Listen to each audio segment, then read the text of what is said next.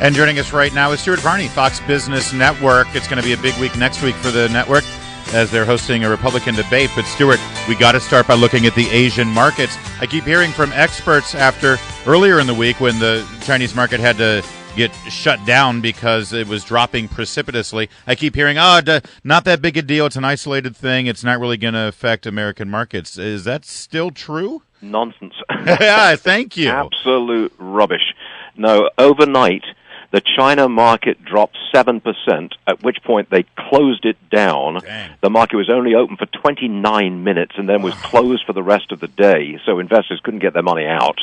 That translates into a huge drop for the American market, Wall Street, when it opens this morning. If it opened now, the Dow Jones average would be down close on 400 points, which would mean that we've lost almost 1,000 points so far this year, and we're only into, Thursday, January the 7th, or something like that. So, look, the world is on fire, Larry, and there is a feeling that we don't have an adult in charge leading America. Wow.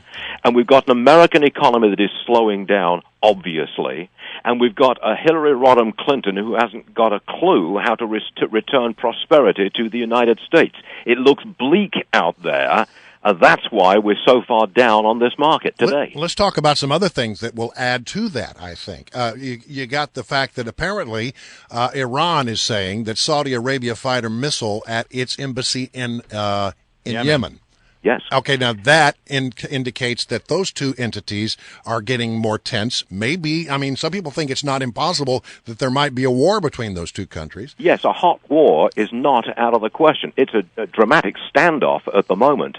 And the idea that the Saudis may have attacked or bombed the Iranian embassy in Yemen, that's a very serious development. It just raises the anxiety level. Who's in charge? What's going on here? Are things just spinning out of control without leadership? Mm-hmm. That's overseas, and it translates into that feeling of anxiety over here. Okay, so the president is going to give a State of the Union next week, Stuart Varney, and he's going to say, things are great. I inherited this terrible economic crisis, and I've turned things around. We got to stay the course. And as you mentioned, Hillary Clinton, she's basically running on 4 more years. So what's wrong with that statement, and how can Republican candidates take advantage? Well, I'm almost lost for words. How about an open question for you there, Stuart? We have 7 years of tax and spend and ignore the debt. And it's given us a slowing economy, lousy growth, and a middle class which is shrinking and losing its buying power. Are we to assume we're going to get another 4 years of that? And if we do, what happens to our economy? What happens to the middle class? My answer is that we're in a very sharp decline if Hillary Clinton is the next president of the United States. I want growth, Larry. Yeah. Brian, come on. That's what America's all about. It is a vigorous, dynamic, capitalist, growing economy. That's what we are, isn't it? Let's get back to that, for heaven's sake. Less government, lower taxes. Yeah. Is there something wrong with that? No, I don't think there is at all. And then there's this story out there that says that 63% of Americans, adults, would not be able to rally if they got hit with a $500 car bill or a $1,000 emergency room visit. That their situations are so tenuous, so day to day, so week to week that they would really struggle if that were to be the case. That is an appalling statistic, but I suspect it is very accurate. Wages simply have not gone up. It's just not there. Middle class median income is actually down now from where it was before Barack Obama walked into the White House. No wonder people's incomes are crimped. No wonder you're living paycheck to paycheck. No wonder it's very difficult to save in this economy. We need growth. Got to have it. And I'll tell you, there's another fly in the ointment here, and that's Obamacare. Why have we not seen more consumer spending when we've saved all this money from cheap gas? Answer, in part, we've got to meet the deductible on our vastly expensive health care insurance.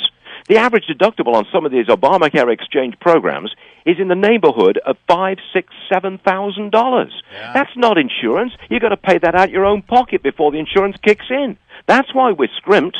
So, Stuart Varney, all of these things that we just read, it's a litany of issues with our economy right now going into a presidential election year. Next week, you're going to have all of those candidates on the Fox Business Network for a debate. it seems to me, as an outside observer, with everything you just listed, that a successful businessman who is seen as a leader who is going to go in there and fix things like Donald Trump, this all plays into his favor, doesn't it? Oh, absolutely it does, yes. Donald Trump approaches things directly. He doesn't beat about the bush. He doesn't tiptoe around the issues. He says it. Now, I personally don't think that Donald Trump has the answer to our economic problems. Yeah. I don't want to see a trade war with China, thank you very much indeed. Certainly not at the moment. And that's right up there in his priorities. But I do want to see a Republican candidate go for growth. And all of them want economic growth. The Democrats want fairness and redistribution. The Republicans want growth. I'm on that side of the aisle. Give me growth, and I'll solve a few of the problems that we've got today. Coming back to the stock market open today, this is the second time the Chinese market has had to shut down. The first time we got hit hard. We're going to probably, as you say right now, if it were to open, it'd be 400 points down. That's really scary. You know, what should people do if they're sitting there wondering about their 401ks? That's a very good question, Brian. It's what people ask me all the time. The answer depends on your age, quite frankly. If you're in your 60s and you're about to retire and your 401k is heavily into stocks, you should be really worried, especially if you're about to retire in the next year or two. You've got to be worried. And frankly, I would suggest getting out at least some of your money out of stocks while the going's good. Remember, we're still at 17,000 for the Dow Industrials. Sell now, and you can still probably walk away with a lot of your money intact.